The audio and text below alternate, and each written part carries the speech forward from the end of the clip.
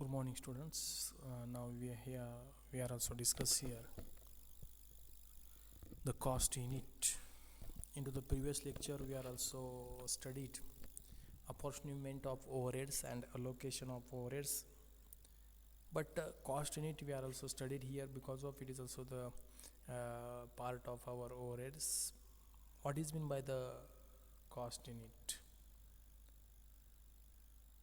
The cost unit, it is a unit of product, service or time or combination of all these in relation to the cost may be ascertained or expressed.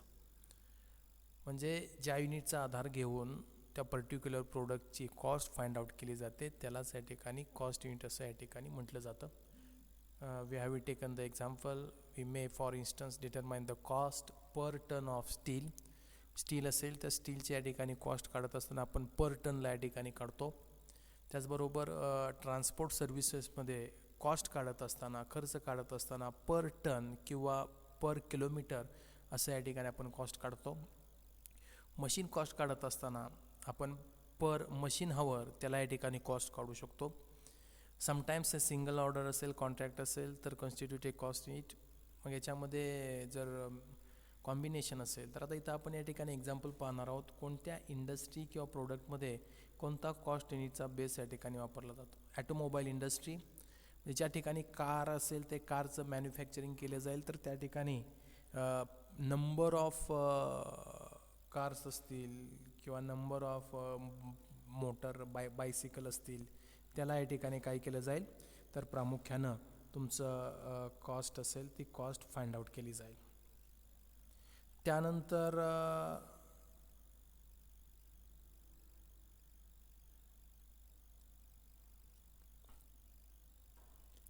आपण second industry पाहणार आहोत, cement industry. मग cement इंडस्ट्रीला जो काही खर्च येईल म्हणजे तो खर्च असेल तो खर्चाचं मोजमाप करताना ते कशाच्या आधारावर केलं जाईल तर टन किंवा पर बॅग. म्हणजे पर बॅग किती खर्च येईल तर पर बॅग किंवा per ton it is also the cost unit of the cement industry. Chemical इंडस्ट्रीमध्ये कॉस्ट युनिटचा बेस काय तर लिटर. केमिकल म्हणजे म्हणलं की काय आलं ते लिक्विड फॉर्ममध्ये असेल तर लिक्विड फॉर्ममध्ये असेल तर या ठिकाणी लिटर गॅलन वापरलं जाईल. पर लिटर पर गॅलन त्याची कॉस्ट फाइंड आउट केली जाईल. जर सॉलिड फॉर्ममध्ये असेल केमिकल तर किलोग्रॅम अँड टन याच्यामध्ये ती कॉस्ट या ठिकाणी काढली जाईल. पॉवर इंडस्ट्रीमध्ये प्रामुख्याने किलोवॅट हावर्सला म्हणजे पर के व्ही किलोवॅट हावर्स त्याला हे या ठिकाणी कॉस्ट युनिट वापरलं जाईल. आपलं जे काही बिल असेल ते लाईट बिलसुद्धा या ठिकाणी वॅटवर या ठिकाणी येत असतं. किलोवॅट आवर किंवा युनिट किती वापरलेत आपण ते किलोवॅट आवर्सनुसार ते फाइंड आउट केले जातात. त्यानंतर स्टील इंडस्ट्रीमध्ये पर टन ते कॉस्ट काढले जाईल. ट्रान्सपोर्ट इंडस्ट्रीमध्ये पर पॅसेंजर किंवा पर किलोमीटर किंवा पर टन त्याची कॉस्ट फाइंड आउट केली जाईल. आणि गॅस मॅन्युफॅक्चरिंग करणाऱ्या इंडस्ट्री असतील त्यांना क्युबिक फीट त्याच्यावर या ठिकाणी हे कॉस्ट असेल ती कॉस्ट फाइंड आउट केली जाईल. सम एक्झाम्पल ऑफ द CIMA. आता त्यांनी एक्झाम्पल इंडस्ट्रियल सेक्टर ब्रेविंग असेल ते बॅरल. ब्रिक्स मेकिंगमध्ये 1000 ब्रिक्समध्ये 1000 विटामागचा खर्च काढला जाईल. कोल मायनिंगमध्ये पर टन तो खर्च काढला जाईल. इलेक्ट्रिसिटी इंडस्ट्रीमध्ये किलोवॅट हावर्स. इंजिनिअरिंगमध्ये कॉन्ट्रॅक्ट असेल जॉब पर कॉन्ट्रॅक्ट पर जॉब. ऑइलमध्ये पर बॅलर पर टन किंवा पर लिटर. हॉटेल किंवा कॅटरिंगमध्ये पर रूम भाडं ठरव त्याची कॉस्ट काढली जाईल.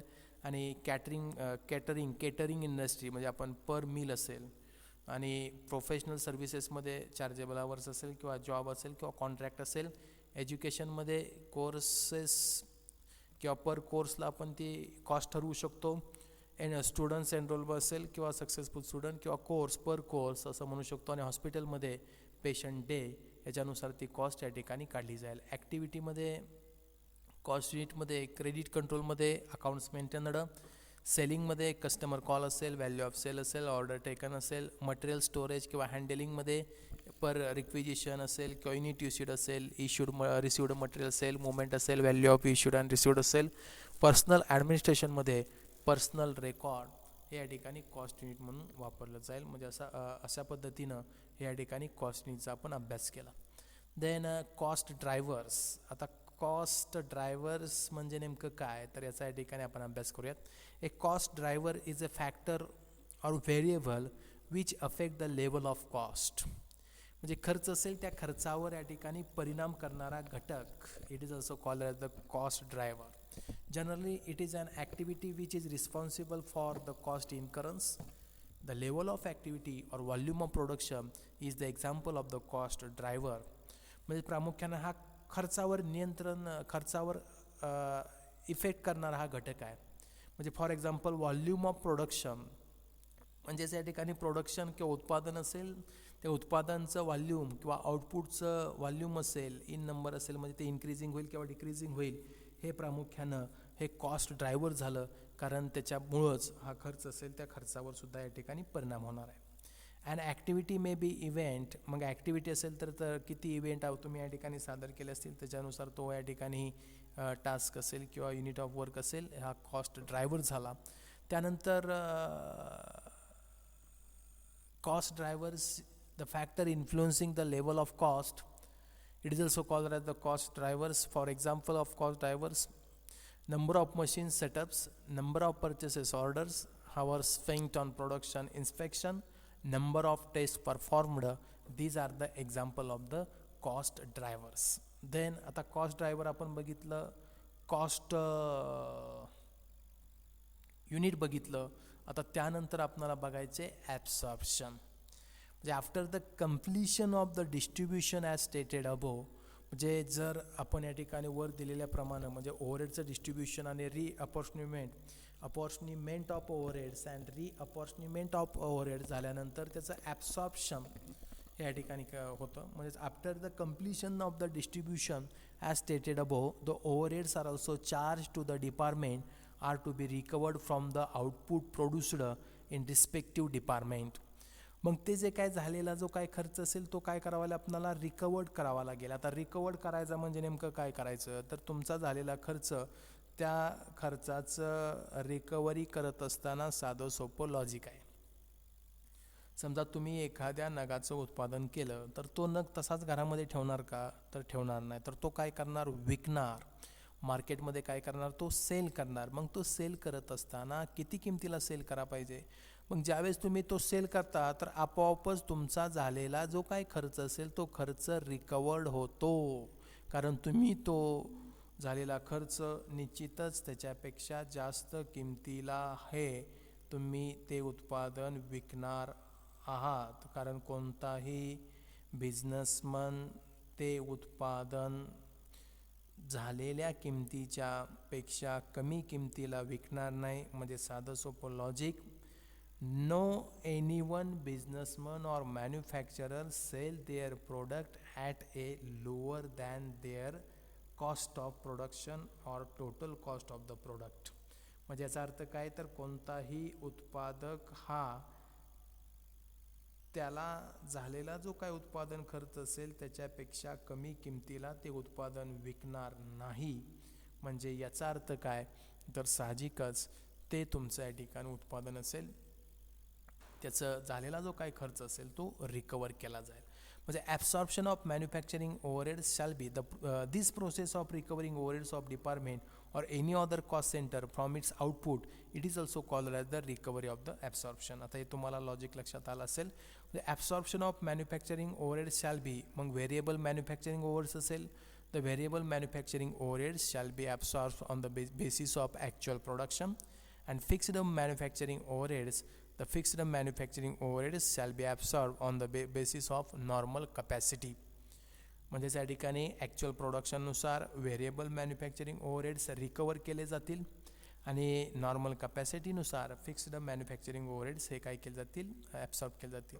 The overhead expenses can be absorb by estimating the overheads, we are also studied above, and then working out and absorption rate. When the overheads are estimated, their absorption is carried out by the adopting the predetermined overhead absorption rate, and this rate can be calculated by the using of one method we are also discussed in this chapter. मग हे ॲब्सॉर्प्शनचे estimated हे कशा पद्धतीने करायचं हे या ठिकाणी या युनिटमध्येच आपण पाहणार आहोत. as the actual accounting period begins, each unit of production automatically absorb a certain amount of factory overheads through the predetermined rates during the year. A certain amount will be absorbed over the various product, and this is known as the total amount of absorbed overheads. म्हणजेच आपल्याला माहीत आहे की ज्यावेळेस accounting period start होईल त्याच वेळी निश्चितच unit of productions are also automatically absorb a certain amount of factory overheads. निश्चितच त्या फॅक्टरीमध्ये काय होणार आहे, प्रोडक्शनचं काम चालणार आहे आणि साहजिकच त्या ठिकाणी मग तुमचं फॅक्टरी ओव्हरहेड्स ते ॲब्सॉर्ब होतील. The treatment of over and under absorb overheads. मग आता इथं इस्टिमेटेड आहे, तो अंदाज आहे, म्हणजे अंदाज आपला काय होऊ शकतो, फसू शकतो म्हणजे काय तर जादाचा इस्टिमेटेड खर्च तुम्ही दाखवला असेल किंवा अंडर ॲब्सॉर्ब तुम्ही दाखवलं असेल, म्हणजे after the year end the total amount of factory overheads म्हणजे actual factory overheads is known. म्हणजे आफ्टर द इयर म्हणजे इयर कंप्लीट झाल्यानंतर at the end the total amount of actual factory overheads is known. And this is bound to be some difference between the actual overheads, actual amount of overheads and the absorbed amount of overheads, and so the overheads are also generally either under absorbed or over absorbed. म्हणजे निश्चितच इथं आपण या ठिकाणी estimate केलेली जी काही figure असेल ते ॲक्च्युअलमध्ये त्याच्यामध्ये बदल होऊ शकतो. म्हणजेच आपल्याला माहिती आहे की या ठिकाणी तुमचा होणारा जो काय खर्च असेल तुम्ही काय करणार, अगोदर मांडणार आणि ॲक्च्युअलमध्ये ते अकाउंटिंग झाल्यानंतर ॲक्च्युअलमध्ये फॅक्टरी ओव्हरहेडचा जो काय खर्च असेल तो आपणाला या ठिकाणी लक्षात येऊ शकतो आणि त्यामुळं अंडर ॲब्सॉर्ब किंवा ओव्हर ॲब्सॉर्ब होऊ शकतं. And this difference has to be adjusted keeping in view such differences are for those reasons. म्हणजे काही कारणामुळं हे या ठिकाणी डिफरन्स होऊ शकतात किंवा ते अंडर ॲब्सॉर्प्शन होईल किंवा ओव्हर ॲब्सॉर्प्शन होईल. Student will thus see that whole discussion as above meant to serve the following two purposes. म्हणजे वरचं आपण डिस्कशन केलेलं आहे ते प्रामुख्यानं दोन कारणासाठी केलेलं आहे. To charge the various product and services with the equitable portion of the total amount of the factory overheads. म्हणजे फॅक्टरी ओव्हरहेड्सचा जो काही खर्च असेल तो खर्च हा प्रामुख्यानं प्रोडक्ट्स अँड सर्व्हिसेस या दोन्ही डिपार्टमेंटला हे इक्विटेबल पोर्शनमध्ये अलोकेट करणं हे आपलं महत्त्वाचं आहे. To charge the factory overheads immediately as the production or the job is completed without waiting for the figures of actual factory overheads.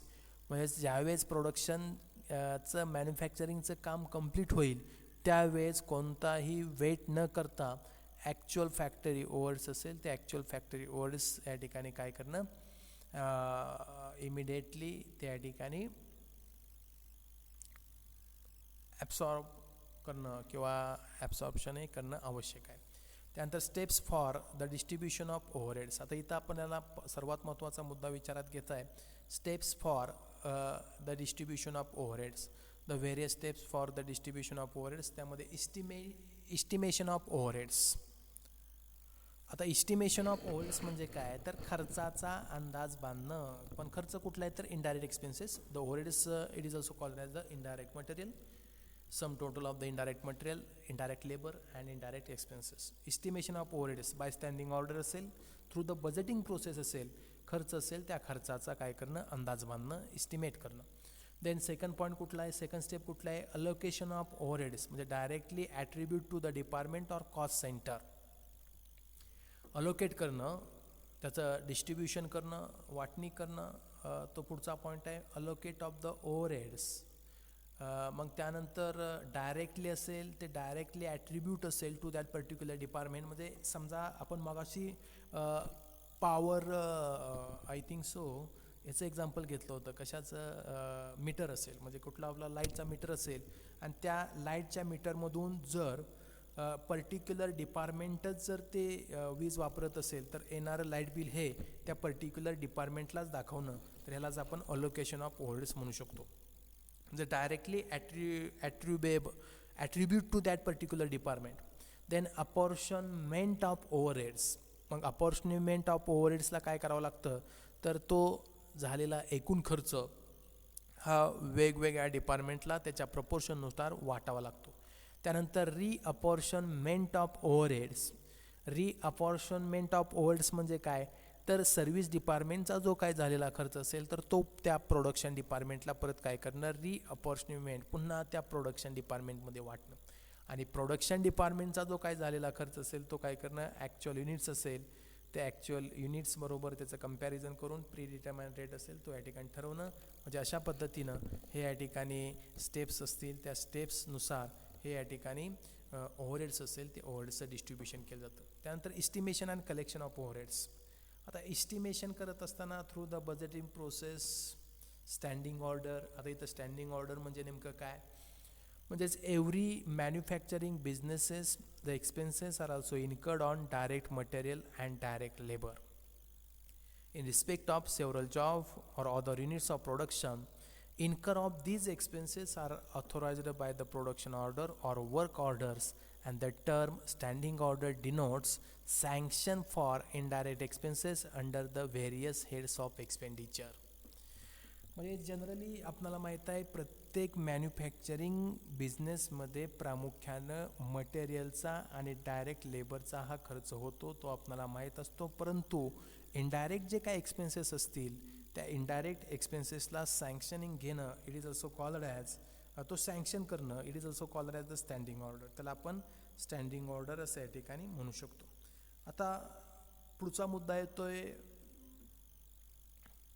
in large factories usually the classification of the indirect expenses is combined with the system of the standing orders. Sometimes it is also referred to as service orders, and it is a system under which the number is allotted to each item of expenses for the purpose of identification.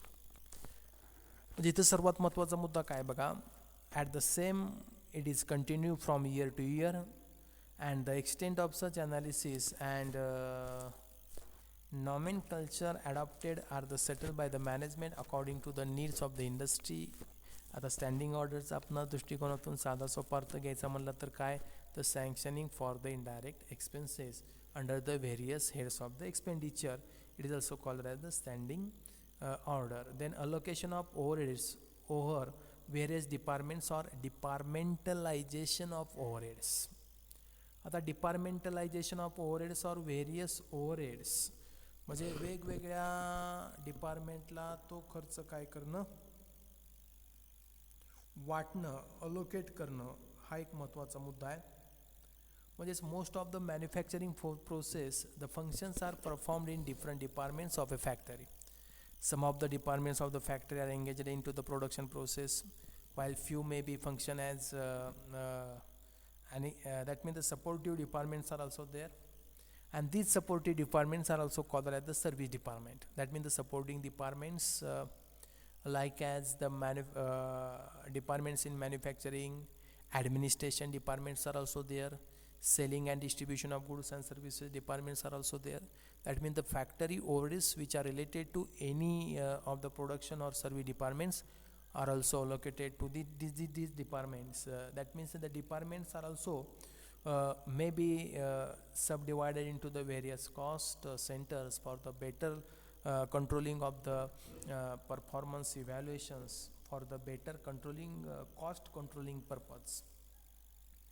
म्हणजेच प्रामुख्यानं प्रत्येक डिपार्टमेंटचा जो काही खर्च असेल तो खर्च ascertain केला जाईल, फाइंड आउट केला जाईल आणि त्याच्यावर नियंत्रण ठेवण्यासाठी हा या ठिकाणी त्याचा उपयोग केला जाऊ शकतो. आणि त्याच्यासाठी मग डिपार्टमेंटलायझेशन या ठिकाणी केलेलं असतं. म्हणजेच फॅक्टरी डिपार्टमेंट हे मेन डिपार्टमेंट आलं मॅन्युफॅक्चरिंग इंडस्ट्रीमध्ये किंवा प्रोडक्शन डिपार्टमेंट ज्याला म्हणतो, परंतु त्याला सहाय्यभूत करणारे जे वेगवेगळे डिपार्टमेंट आहेत, मग प्रामुख्यानं ॲडमिनिस्ट्रेशन डिपार्टमेंट असेल, सेलिंग अँड डिस्ट्रीब्युशन डिपार्टमेंट असेल, ते त्यांच्यासुद्धा होणारा जो काही खर्च असेल तो सुद्धा खर्च हा प्रोडक्शन डिपार्टमेंटला शेवटी आपल्याला दाखवावा लागेल. मग या प्रोसेसला रिअपॉर्शनमेंट ऑफ सर्व्हिस असं या ठिकाणी म्हटलं जाऊ शकतं. म्हणजे अशा पद्धतीनं हे प्रामुख्यानं आपण जर विचार केला तर एक गोष्ट आपल्या लक्षात येते की डिपार्टमेंटलायझेशन हे कॉस्ट कंट्रोलिंग पर्पजसाठी हे आवश्यक आहे. प्रत्येक डिपार्टमेंटचा होणारा खर्च जर मॅनेजमेंटला समजला तर निश्चितच त्याचा फायदा हा कॉस्ट कंट्रोलिंगसाठी, बेटर कॉस्ट कंट्रोलिंगसाठी होऊ शकतो. Then apportionment of expenses over the various department, it is also the most important point. म्हणजे ओव्हरहेड्स किंवा जो काही खर्च असेल, पण कुठला खर्च, इनडायरेक्ट खर्च which are related to more than one department are required to be distributed between among the department. म्हणजे समजा या ठिकाणी एखादा खर्च हा 2 डिपार्टमेंटमध्ये होत असेल तर साहजिकच त्या ठिकाणी त्या खर्चाचं आपणाला त्या 2 डिपार्टमेंटमध्ये वाटणी करावी लागते. And this distribution of overheads between among the departments, it is called as the apportionment. म्हणजे हे जे काय आपण करणारं जे काय डिस्ट्रीब्युशन असेल 2 डिपार्टमेंटमध्ये, त्याला आपण काय म्हणतो, apportionment of the expenses or overheads. The example overheads may be include rent of building. मग रेंट असेल त्या बिल्डिंगचा, मग ह्या बिल्डिंगचा जर रेंट असेल तर साहजिकच तो रेंट काय करावा लागेल, डिस्ट्रीब्यूट करावा लागेल त्या बिल्डिंगमध्ये जेवढे डिपार्टमेंट असतील त्यानुसार. मग आता इथं प्रश्न आपल्यासमोर काय येतो, तर तो रेंटचा एक्सपेन्सेस आपण त्याची वाटणी कशी करायची, त्याला बेस पाहिजे काहीतरी. मग त्यानुसारच काय तयार झालं, बेसिस फॉर अपॉर्शनमेंट किंवा बेसिस ऑफ अपॉर्शनमेंट हा या ठिकाणी तयार झाला. मग आता इथं साधं सोपं लॉजिक आहे, त्या ठिकाणी बघा.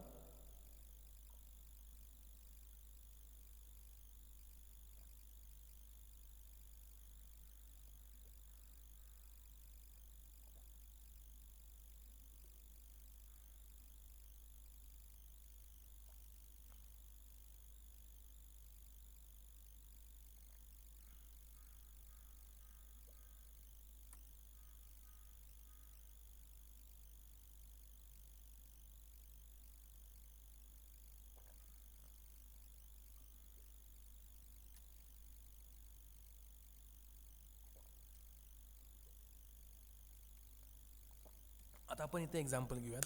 रेंट ऑफ बिल्डिंग,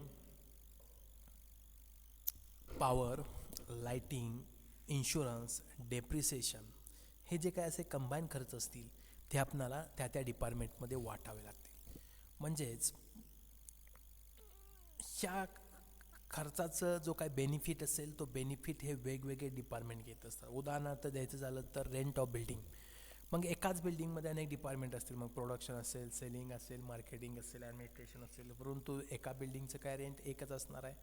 किंवा एखादी मशिनरी असेल, त्या मशिनरीचं या ठिकाणी डेप्रिसिएशन असेल, किंवा आणखी तुमचं लाईट असेल, पॉवर असेल, हे सर्व एक्सपेन्सेस मग त्याचं अपॉर्शनमेंट किंवा डिस्ट्रीब्युशन इंटू द डिफरंट डिपार्टमेंटमध्ये कसं करायचं, तर त्यासाठी काहीतरी बेस पाहिजे. मग ह्या त्या बेसचा आपण अभ्यास या ठिकाणी इथं आपण पाहणार आहोत. आता ओव्हरहेड कॉस्ट, आता खर्च कोणत्या प्रकारचा आहे तर त्यानुसार त्याचा बेस ठरेल. आता पहिला ओव्हरहेड कॉस्ट असेल rent and other building expenses.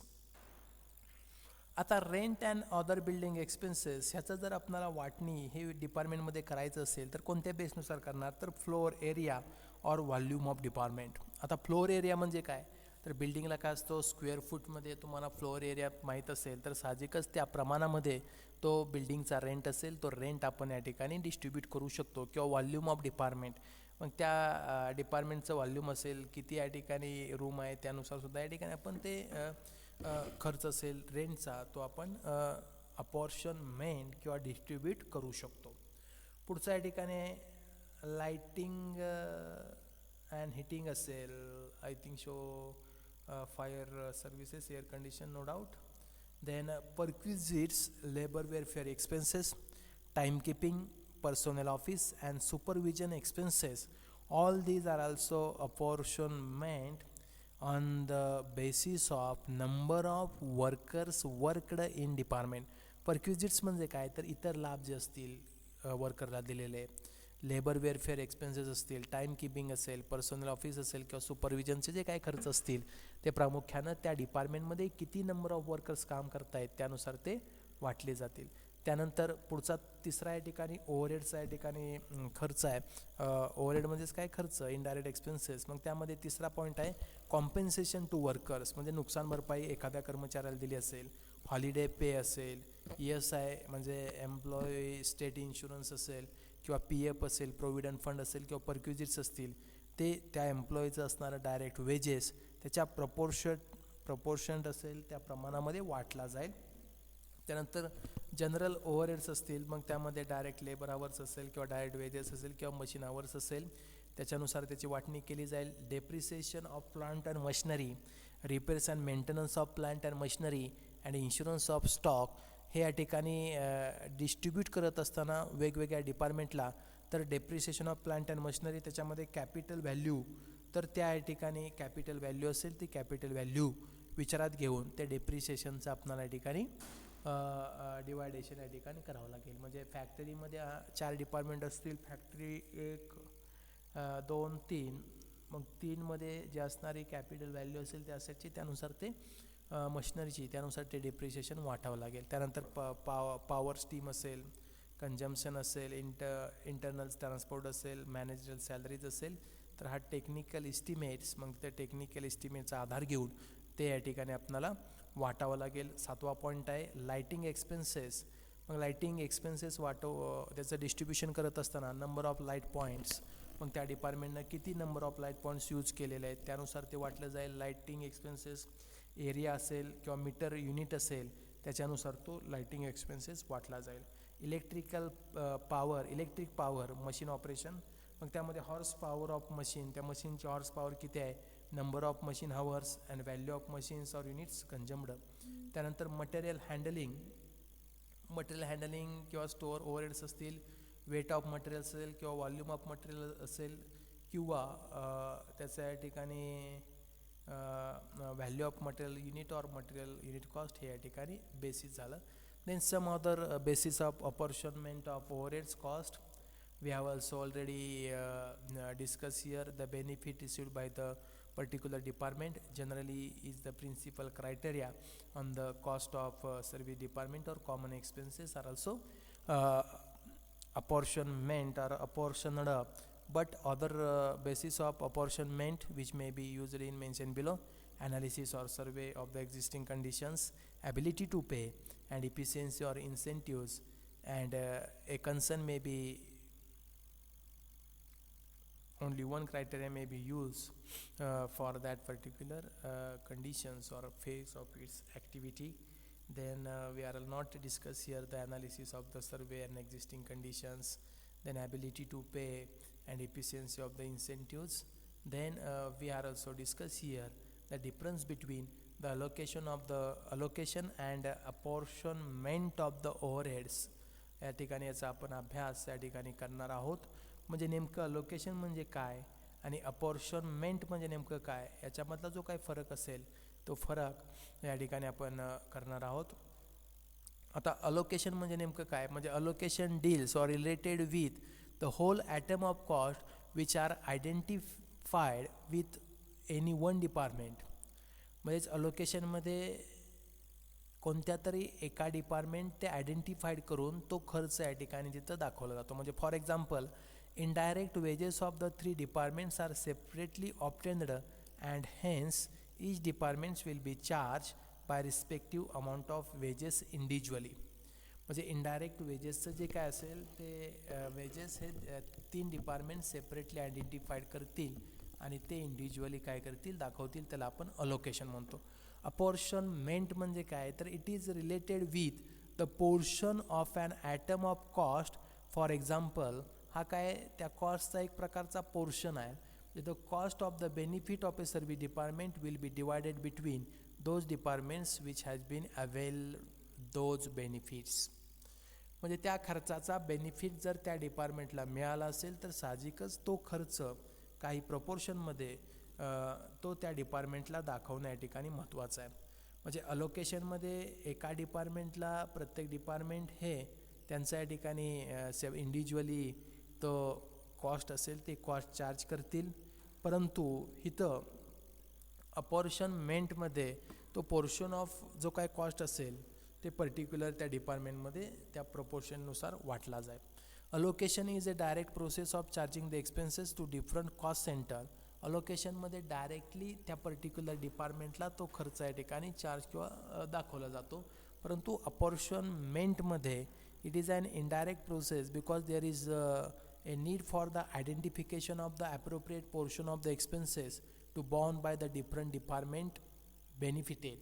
म्हणजे इथं आपणाला अपॉर्शनमेंटमध्ये काय करावं लागतं, तर इनडायरेक्ट ही प्रोसेस आहे की जे आपणाला आयडेंटिफाईड करावं लागतो portion of that particular expenses, आणि नंतर तो या ठिकाणी काय करावा लागेल, दाखवावा लागेल.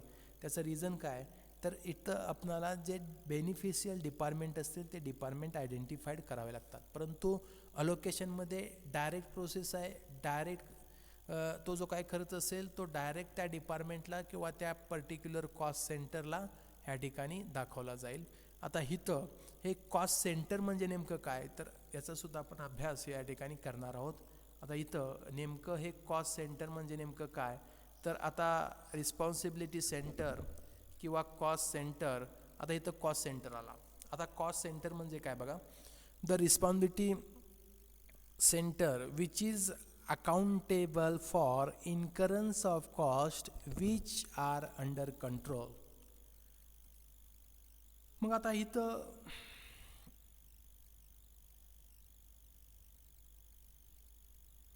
the responsibility center which is held by accountable for the incurrence of cost which is under control. म्हणजे रिस्पॉन्सिबिलिटी सेंटर इथं एक महत्त्वाचा मुद्दा आहे. म्हणजे at the organisation grows its functions, organizational structure and other related functions are also grow, increasing, and for the better control over the organization, management are also delegates its responsibility. म्हणजे जबाबदारी असेल, authority असेल, अधिकार आणि जबाबदाऱ्या यांचं काय केलं या ठिकाणी, वाटणी केली to the various departments or persons, and these departments are also persons are also known as the responsibility center. मग ते रिस्पॉन्सिबिलिटी सेंटर काय असेल, होल्ली किंवा रिस्पॉन्सिबल सेंटर म्हणजेच काय, तर ते एक प्रकारचं डिपार्टमेंट आहे, ते एक प्रकारचा पर्सन आहे की जो त्या पर्टिक्युलर डिपार्टमेंटचं काय करणार आहे, तो रिस्पॉन्सिबिलिटी घेईल. मग त्यामध्ये इन टर्म्स ऑफ एक्सपेंडिचर असेल, इन टर्म्स ऑफ रेव्हेन्यू असेल, इन टर्म्स ऑफ प्रॉफिटेबिलिटी असेल किंवा in terms of return on investment असेल, ते रिस्पॉन्सिबिलिटी सेंटरचं हे डिवायडेशन केलेलं आहे. मग आता याच्यामध्ये ते डिवायडेशन करत असताना कॉस्ट सेंटर एक आला, रेव्हेन्यू सेंटर आला, प्रॉफिट सेंटर आला आणि इन्व्हेस्टमेंट सेंटर आला. मग आता हे कॉस्ट सेंटर म्हणजे काय, तर कॉस्ट सेंटर हे पर्टिक्युलर एक डिपार्टमेंट आहे, पर्टिक्युलर एक पर्सन असेल की जो त्यानं काय करणं, तर ते खर्च असेल तो खर्च आयडेंटिफाईड करणं आणि तो जो काय खर्च असेल त्या खर्चावर नियंत्रण ठेवणं, हे कॉस्ट सेंटरचं या ठिकाणी महत्त्वाचं काम आहे.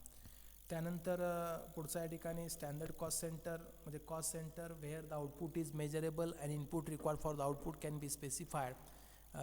Then we know that cost center we are also discuss here. Then after the discussion of the cost center, now we are also back on to our main concept, allocation and apportionment of the overheads.